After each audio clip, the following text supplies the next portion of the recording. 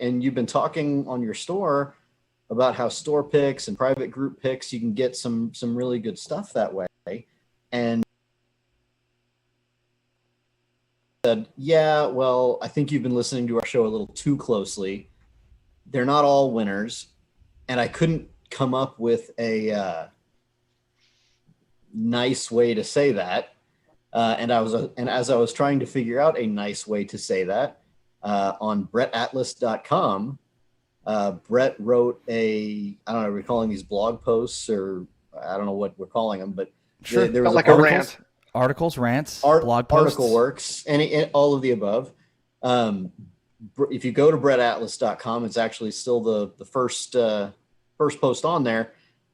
Brett talked about, in far nicer ways than I was able to, why that's not the case. So I figured, Brett's smarter and more well-spoken than me. We should have him come on and tell us why not all barrel picks are the same.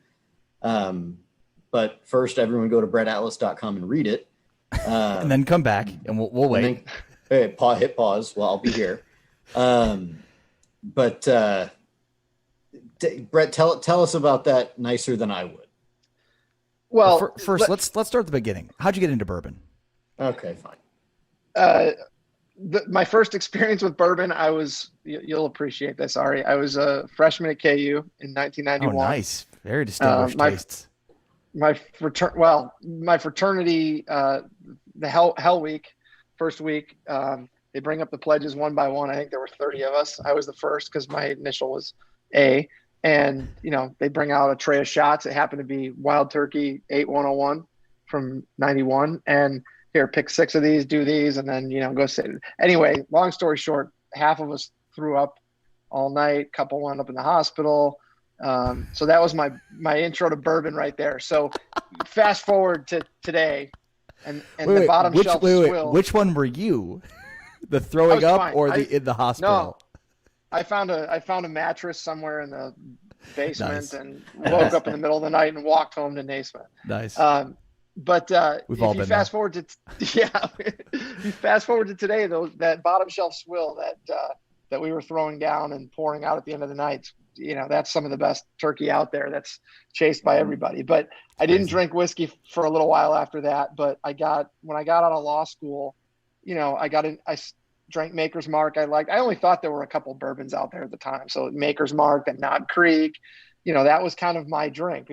And so I would get that. I would get it with ice cubes. I'd try and put it down, and look all sophisticated. But over time, I really started to like it. And, I missed the what they call the old days when there was Pappy everywhere and nobody wanted it. But I did see some of it on the shelf around like 2009 is when I really started going after different things and getting into it and really liking it. And, a friend of mine from college called me and said, "Hey, did you hear about this Bourbon and Banter? And they're looking for writers." And I said, "Yeah, I like to write stuff once in a while. I'll give it a shot." So I wrote some articles.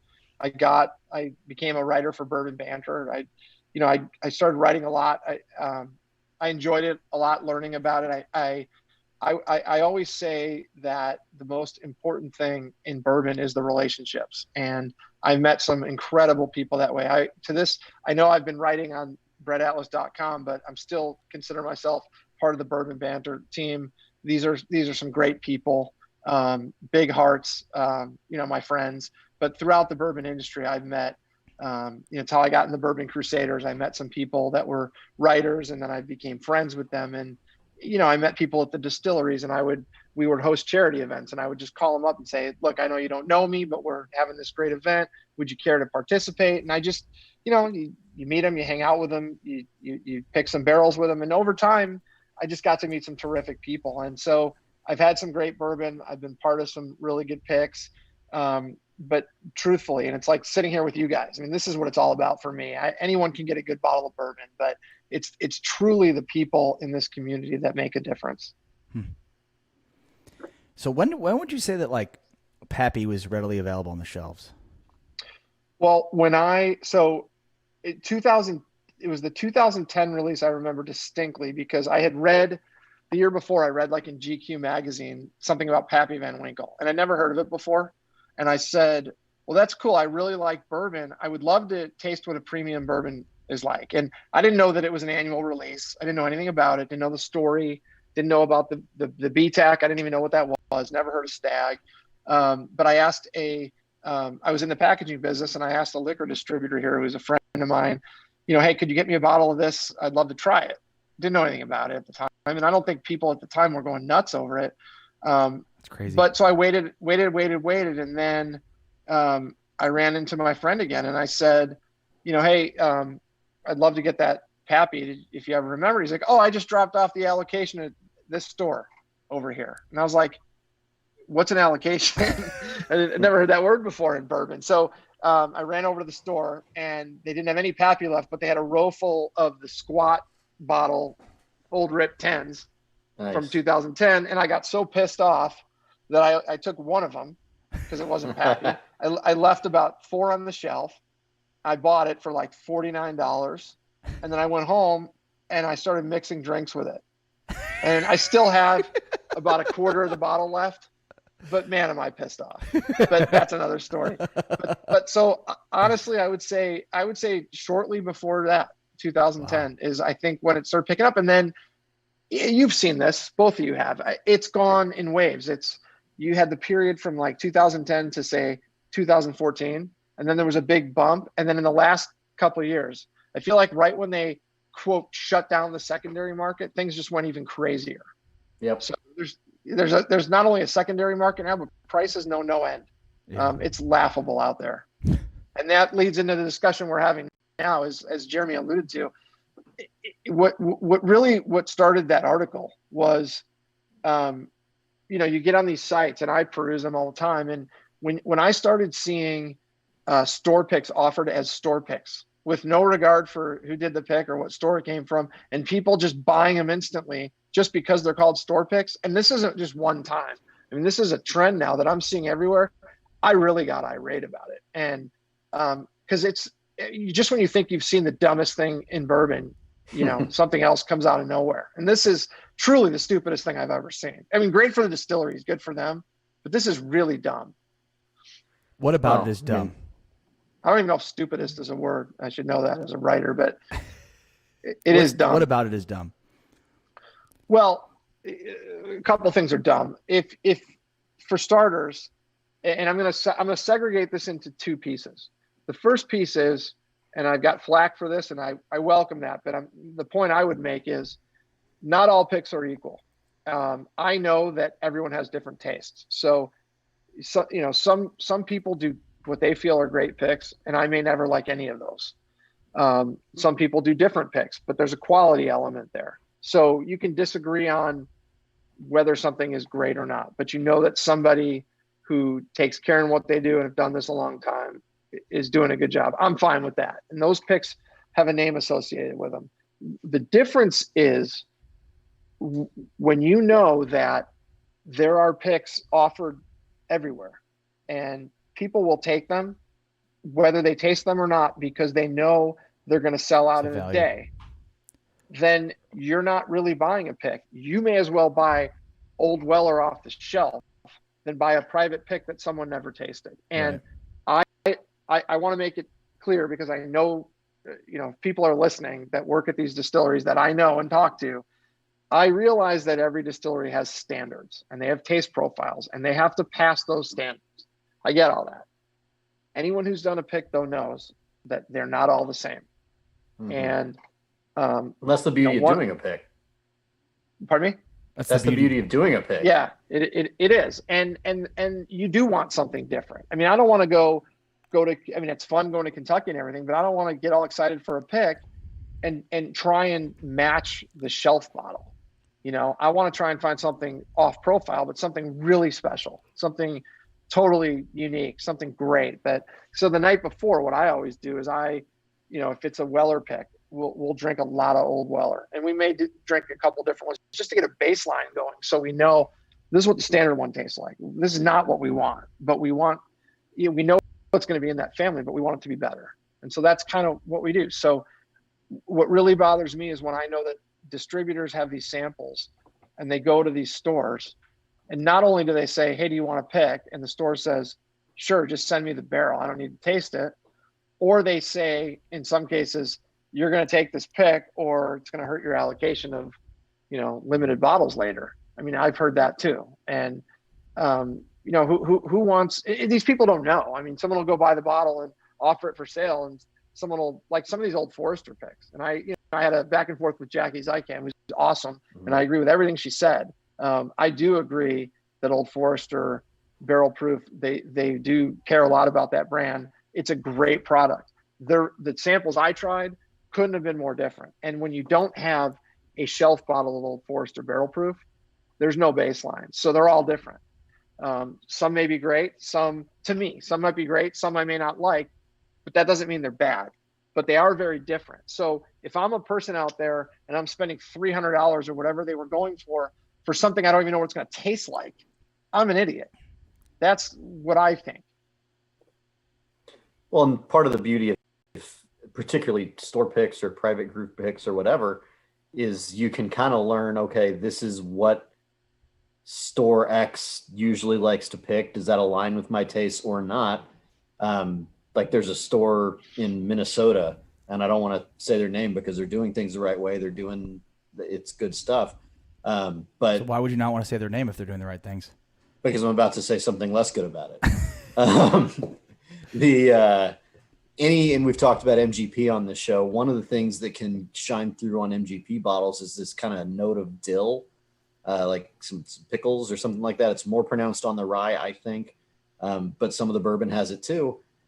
And I had two different picks from this place, and they both were really heavy on that dill. Well, I don't like that. It doesn't make it bad whiskey. Some people really do like that. It's just not my taste. And I couldn't figure out what was going on. And then I actually talked to somebody who frequents that store. Well, lo and behold, they really like it.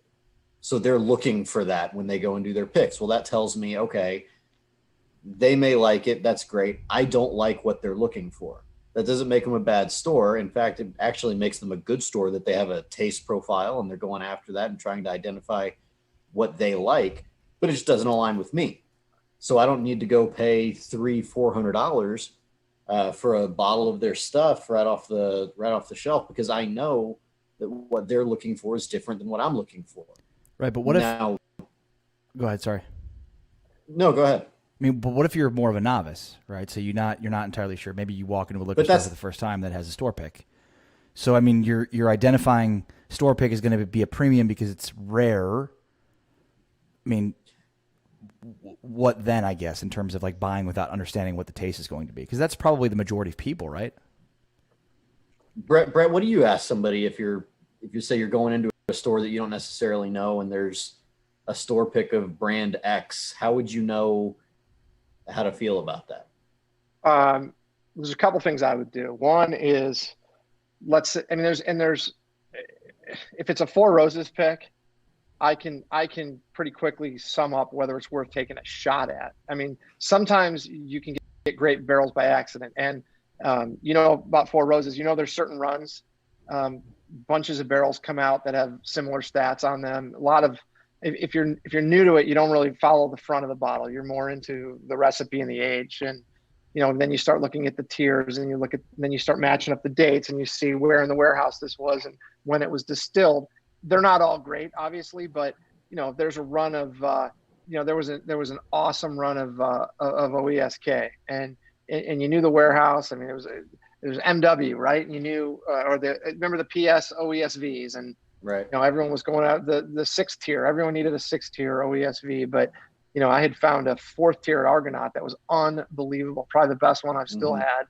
And so I would just try and go find those. So that day, I'll answer your question. That day I walked into Argonaut, didn't know a ton about it. I called Travis Hill from the store at the time. This was a few years ago. And I said, Travis, here's what they have. I don't want to make a mistake. They have every recipe, so I'm sure not all of them are good. And he went through them with me and said, this is supposed to be a good one. And it was a home run. And so, using a resource like that is what I would do. If it was I tend to know, I think, when you go into a store, I would ask who did the pick. Hey, did you do this pick? Did the manager do the pick? How was the pick done? How many picks a year do you do usually? Yeah. What do you think of it? Can I taste it? Who here's tried it? Then also one thing I'll say, how long has it been sitting here, or when did you get this? I mean, if it's been sitting around a long time, odds are the word hasn't gotten out. Right. Those types of things. And if it's not expensive, and I'm traveling or something, I might take a shot on it. And you can kill one of that with a group and mix it if it's bad, and not that big a deal. But the point is I'm not going to go out to answer your question, Ari, or what you were alluding to earlier.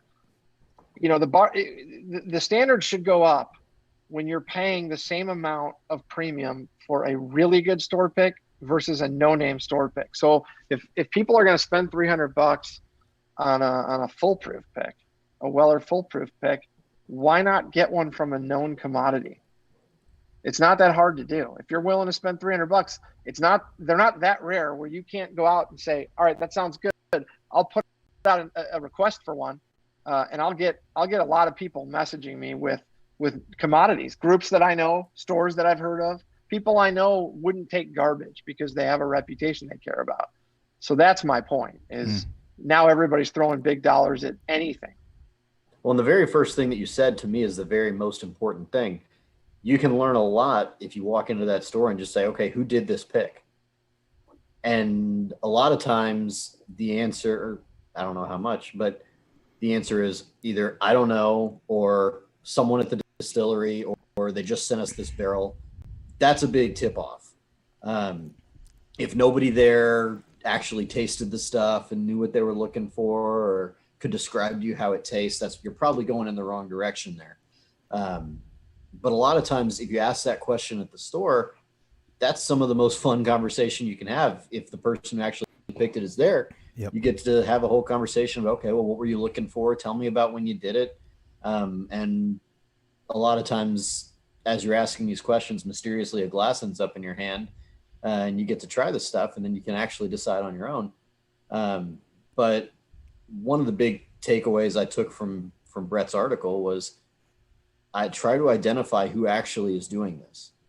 And if it's nobody, or it's just, the distributor sent us a barrel, that's a big hint there. What makes a store pick special is that somebody who knew what they were looking for, knows what they want to find, went out and tasted through barrels and actually identified something that they thought fit that. How often does that happen, Brett? Where where a store's just getting a barrel from a distillery? Like, what percentage of the time do you think a store pick is not actually being picked? I think it totally depends on the store. Because the stores that I keep in touch with regularly, they have pretty high standards. There's others that don't. I mean, there's like a Quick Mart near here that gets picks, and they don't do them. I mean, they don't know what they're doing, and that's fine because they know they're going to sell them. But it doesn't help other people who don't know. And I do want to be clear. Again, I'm not suggesting that it's not just that there's good and that there's bad. I think there's different. But I think it's critical to understand that there are certain tastes that run certain ways. Like, I know, for example, 21 Kings, great guys, right? I know when they do a pick, it may not be my favorite thing in the world, but it's money well spent because I know they care. I know that they're discerning. I know that they get excited about what they take. Bourbon Crusaders, the group I'm in, I didn't mention them first only because it's a little self-serving for me to say I love our picks. Every one of them is not a home run. I'll tell you that now. But I will tell you, we've walked away from picks before, not to be jerks, just because, look, it's important to us. Like, we pick for a reason, and it means something to us. How many groups are there like that? Oh, just a ton. There's a ton of groups. There's only really, I think, Jeremy, would you agree? There's a handful of ones who are very, very well known, I think, and then there's a lot of others. Yeah, I think that. I mean, there's a ton of groups in general that do these sorts of things, and all that's great. There's probably, I would say, 4, maybe 5 groups that are kind of consistently, more well known. Do a lot of that kind of thing. And actually, I'm glad Brett brought up Bourbon Crusaders because I wanted to ask about that. well, first off, can you just kind of tell us what Bourbon Crusaders is and history, that kind of thing? Yeah, I mean, it predated me. It was a group started by a small group. I think it began in Atlanta. Um, it's by rule. It's under 30 people. There's some pretty well known people in the industry, but aside from that, truly great people.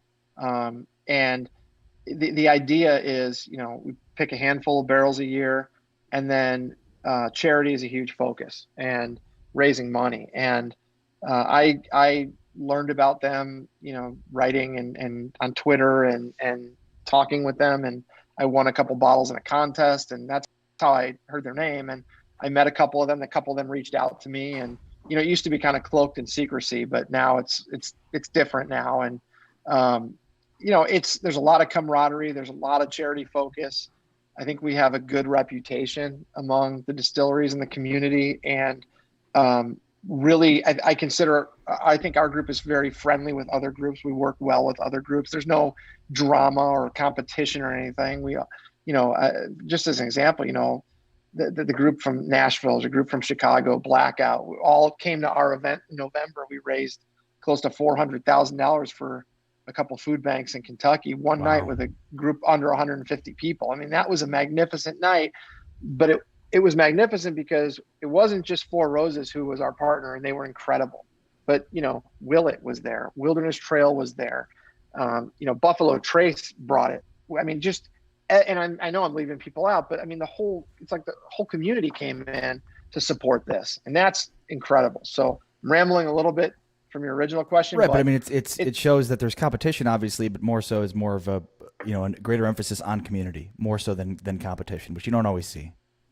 Yeah, the community aspect of it is, I think, what the most incredible thing is. These people chasing bottles and everything. It's great. It's fine. It gets old. It's getting to know the people and the experiences, and in the end, spending time together and doing things for a good cause. It's terrific.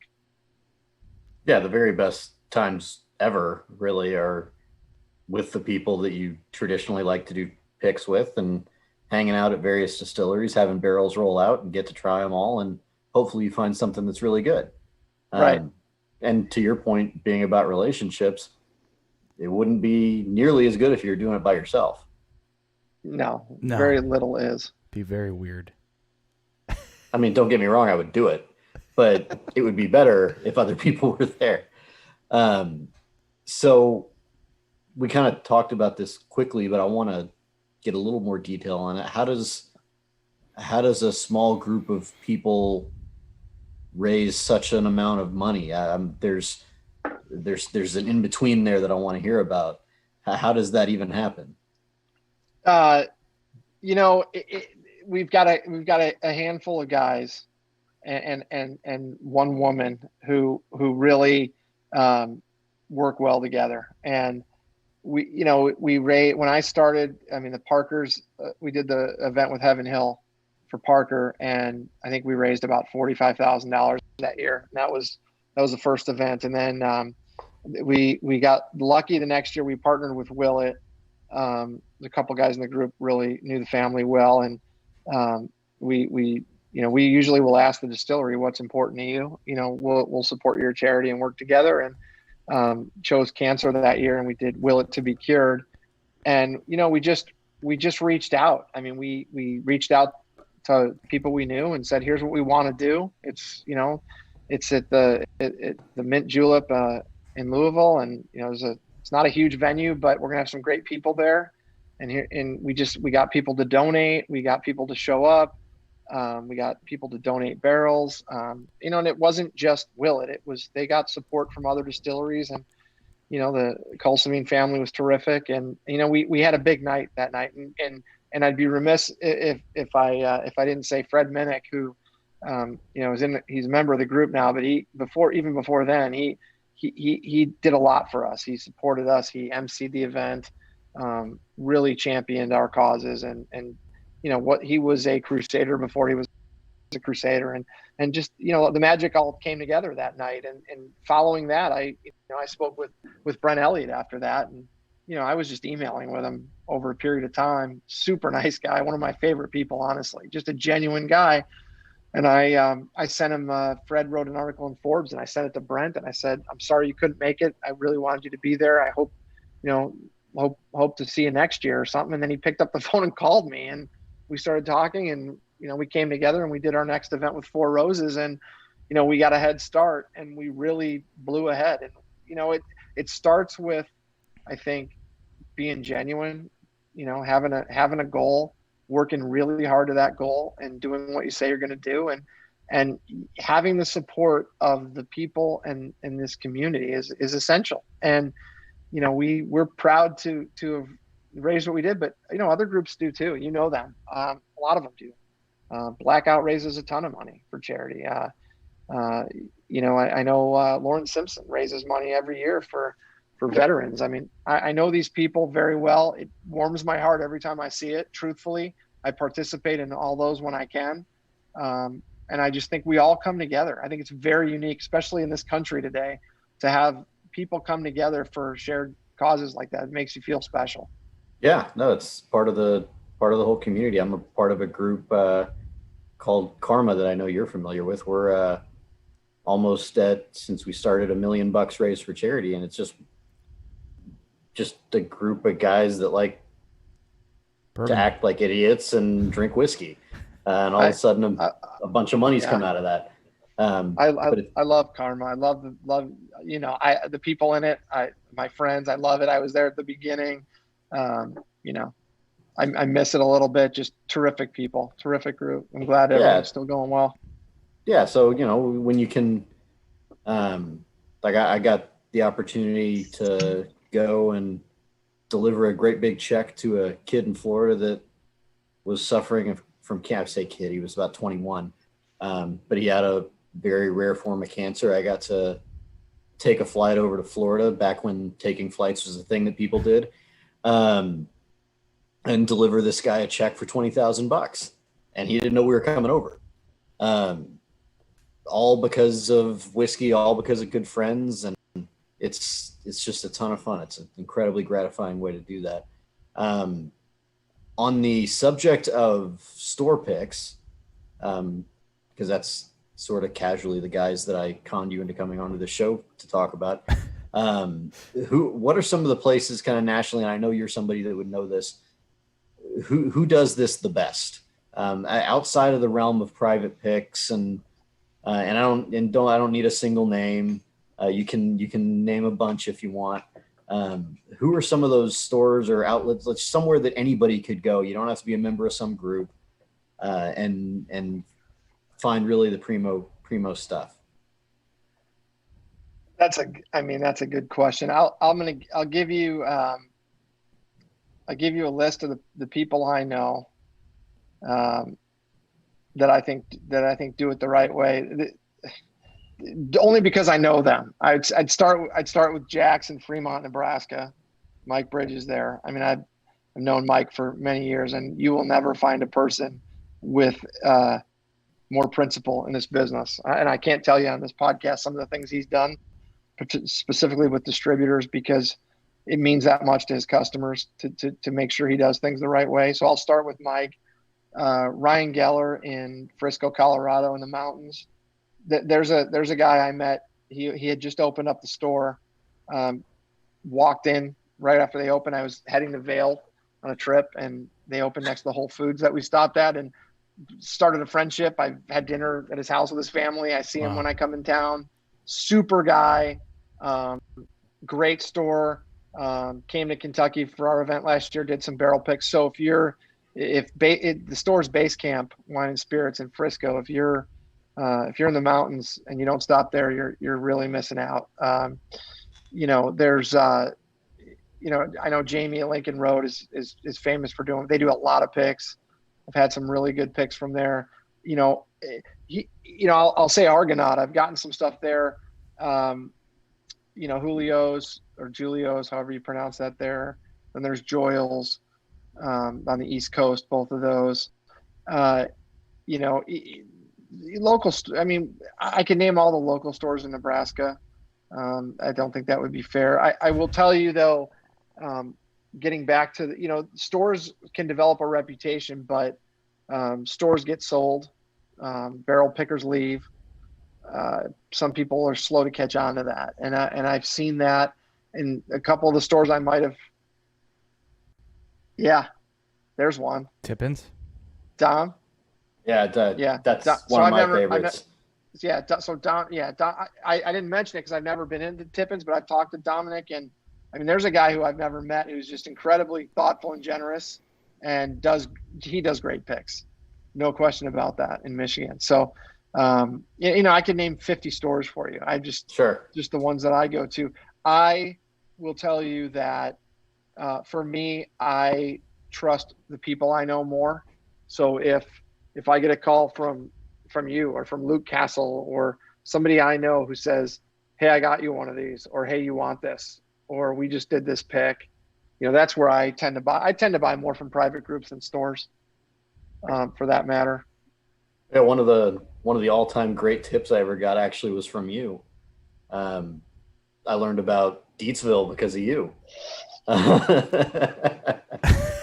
Yeah, that was funny because that was right when I got into Bourbon Crusaders. They had, and truthfully, I didn't know much about Deatsville back then at all. They had done 2 picks, one from Bardstown and one from Deatsville. And I just tasted them both. And I said, wow, it's not even close. And I think a lot of people liked the Bardstown one more. And I said, that's fine. I'll buy all your Deatsville ones. I was like the new guy in the group. I didn't know how to be, I didn't know these people, but I said, anyone who's not happy with the Deatsville, sell it to me.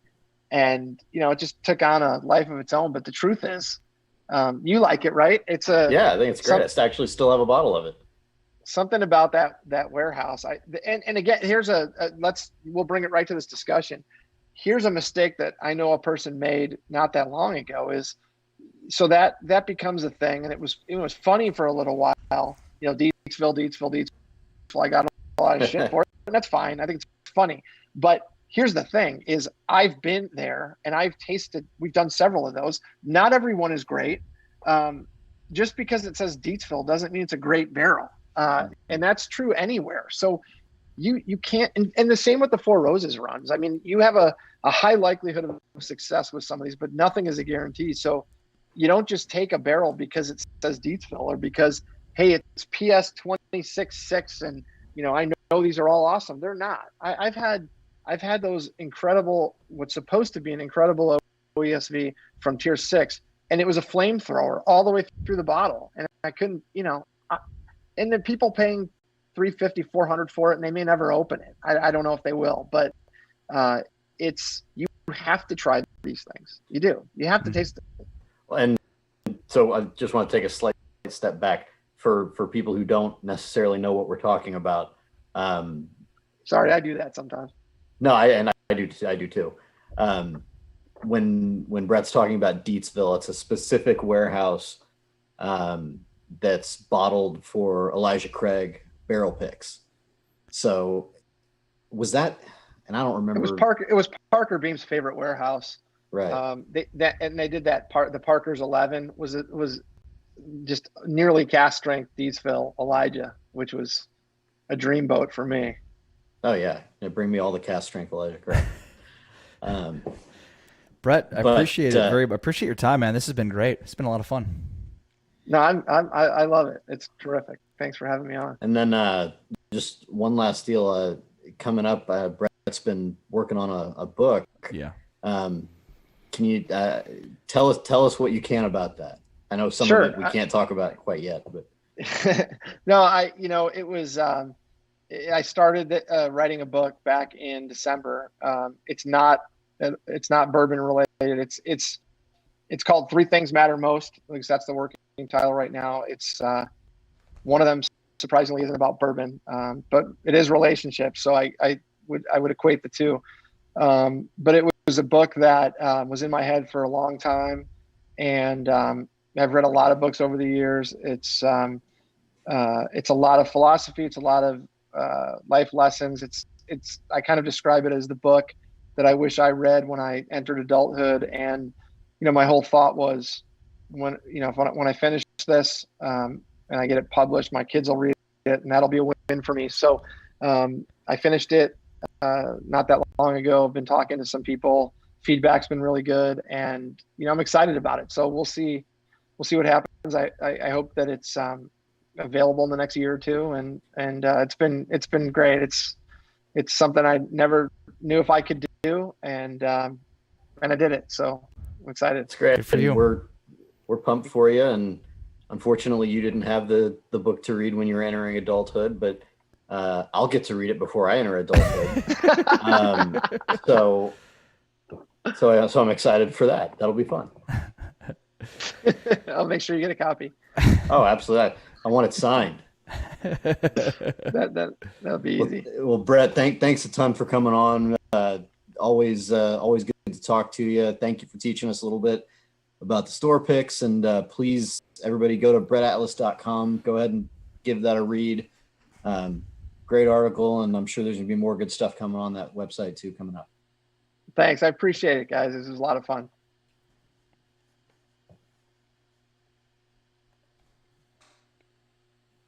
All right, we cutting Ari. Yeah. Okay, that's normally the time where you say a word or something.